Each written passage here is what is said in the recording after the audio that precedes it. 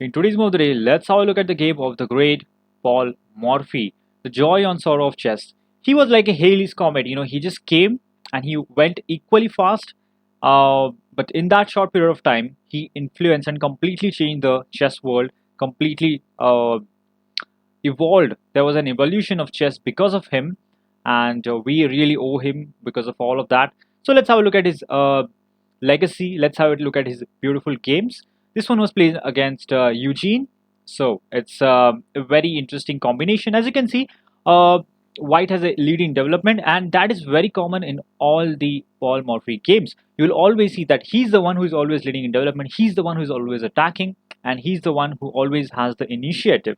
In fact, he was the one who taught us about development and why it is so important. He was one of the first players who taught us a little about positional chess, and he laid the foundation of modern chess. So let's have a look at this beautiful example. It's White to play and win the game in a few moves.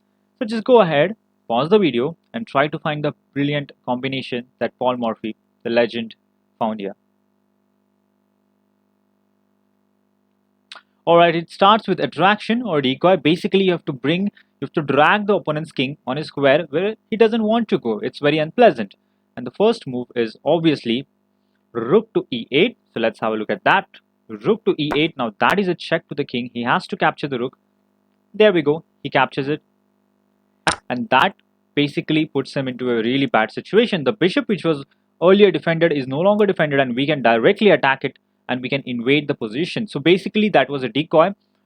So now we capture the bishop. That is a check. The only option for black is to step forward thanks to a bishop who covers a lot of territory.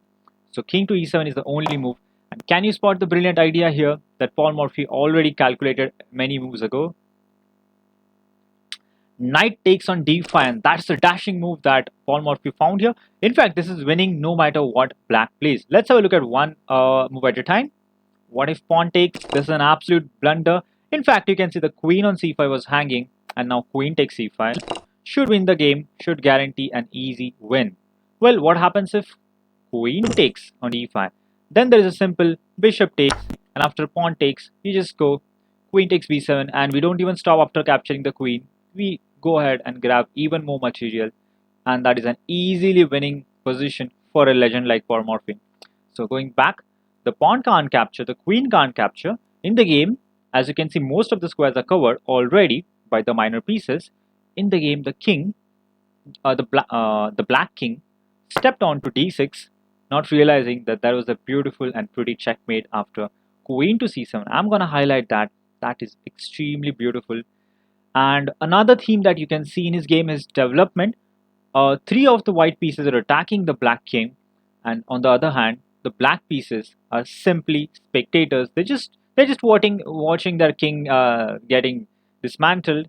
They can't really involve. They can't really help the king, and this is common in most of the games. Even in Tal games, this is quite common. His opponent's pieces are just spectators. They just sit there and enjoy while their king is getting massacred, and Tal enjoys the fight.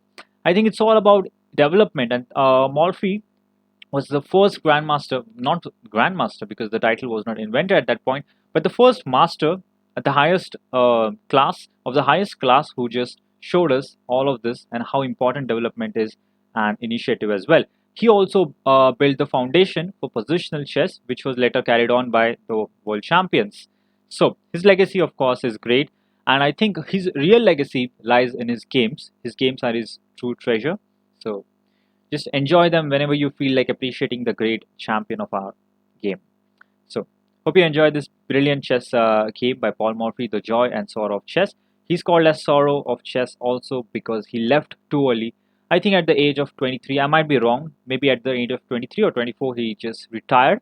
That's extremely, I don't know what to say about it, but it's very sad.